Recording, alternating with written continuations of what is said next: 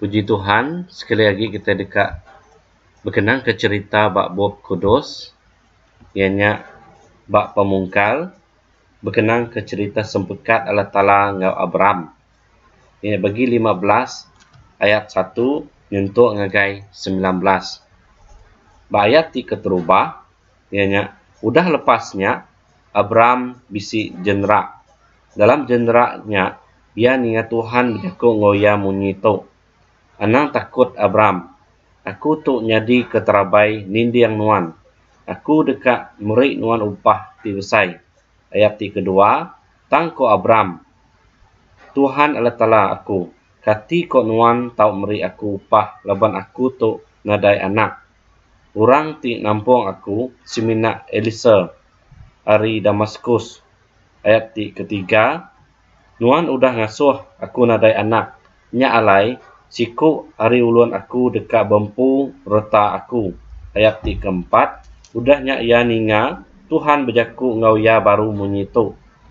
Ulun nuannya hendak bempu reta nuan. Tang anak lelaki nuan empu dekat nampung bilik nuan. Ayat ti kelima, Tuhan mai ia pansut keluar lalu berjaku ngau ya baru. Pedak langit lalu uji niap bintang di langit. Lalu turun menurun nuan dekat baka pemayuh bintangnya.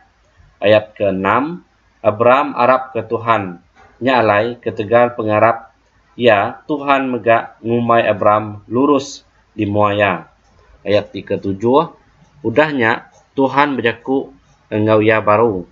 Aku tu Tuhan ti ngasuh nuan angkat hari ol dalam menua Kaldea. Ngambil kenuan tau bempu menua tu.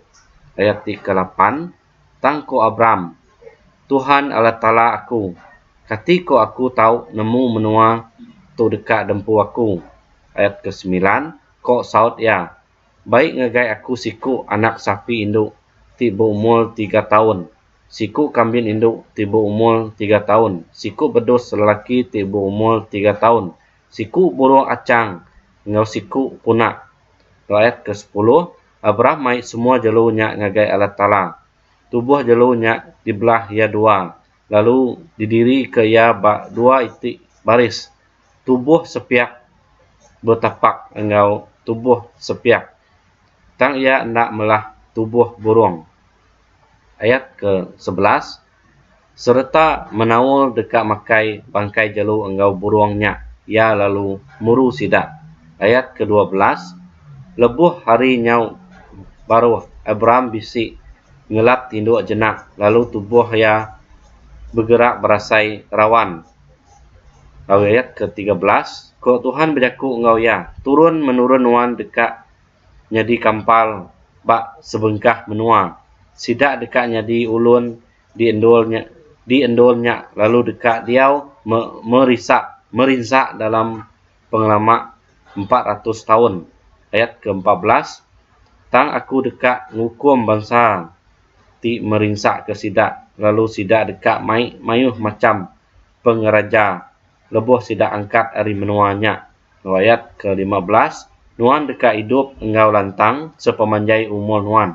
Lalu dekat mati tuai dalam pemait.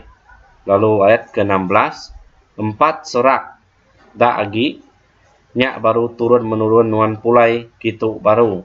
Laban aku hendak tahu muru orang amuru ngepak nanti penyai sidak apen cukup alai sidak patut kena hukum.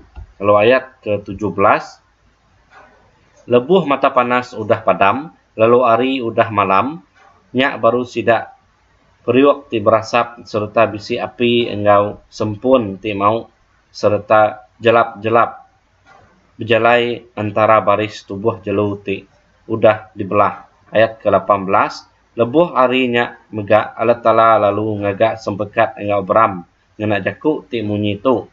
Aku bersemaya meri semua menua ti ngagai sidak peturun nuan berengkah hari sungai antara menua tu engau menua Egypt datai ngagai batang besai Euphrates. Ayat ke-19, engkau menua orang Ken, orang Kenis, orang Ketmoni.